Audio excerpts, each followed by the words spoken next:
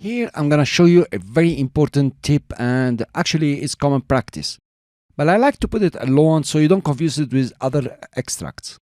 I will show you how to extract a gap in between two clips and even on different tracks. Let's say I press Alt-Y and move all these clips to this side, just like this.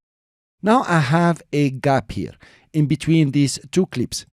It comes from the out point of the outgoing clip and the in point of the incoming clip.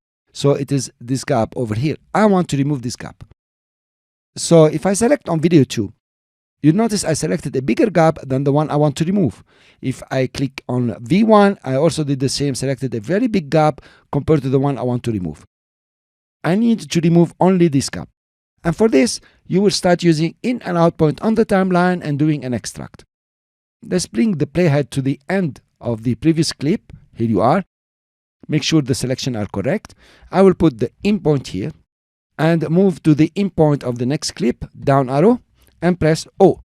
So now I have marked a certain area within the timeline.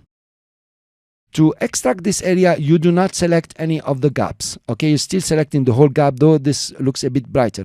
You make sure you deselect, and of course, you do a shift backspace or a ripple delete. Here you are. Notice you have extracted only in between the in and out point with shift backspace. So this is an extract for the gap. This is how you do it.